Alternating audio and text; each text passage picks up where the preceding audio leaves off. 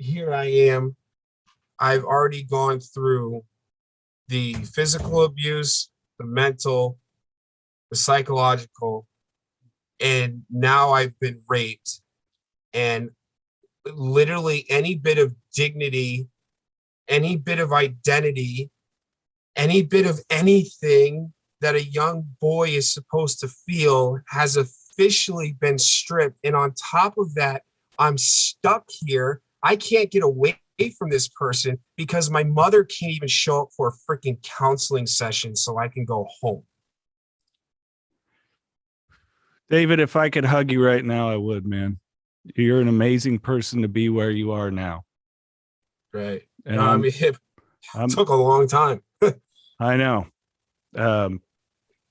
Sorry, I'm a little overwhelmed. Some of the stuff I can relate to, some of the stuff I know that my dad went through, and, you know, big lineage of addiction in my family. And so I've just, man, I just love you. You're amazing. I don't know what else to say. To be where you are now and have done the work that you've done, I'm beyond proud of you. It's very few times I've gotten speechless, but this is one of them because, boy, yeah. Let's get to God. I'm just, pardon my language, I'm fucking baffled. I mean, yeah, everything about, you know, mentally, emotionally, physically, spiritually, now sexually, everything has been stripped away. I mean, you know, and people go, I can't stand anymore. Well, you know, that bad kid, it's like, well, you don't know what the fuck is going on at their home.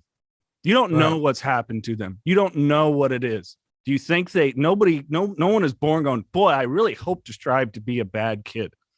And I hope a lot of people hear this episode to understand. And yeah, sorry. It angers me for you. And I know that you've done a lot of work, but yeah. It has. And I mean, you know, that's basically after all that happened and I was finally introduced back into her life, I ran the streets. And from basically 14 to the better part of 28, you know, I was in and out of the streets. You know, I got I call it my good enough diploma, my GED. Mm-hmm. I got that in prison because I couldn't keep it together in schools enough. And, you know, all through my 20s was just active addiction. I mean, we don't have to go into war stories. We all know where it led. You know, there was a lot of homelessness for sure.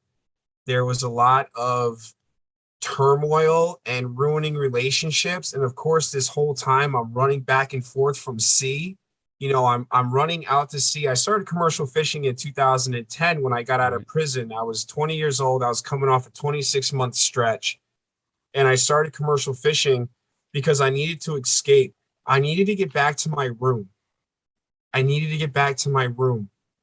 I needed to get back to my safe space. And the only place where I felt safe was at sea in a fish hole by myself. This is the Knocking Doors Down podcast, featuring celebrities, experts, and everyday people who have overcome adversities, including addiction, mental health, and trauma, to live purposeful lives. And that's what Knocking Doors Down is all about.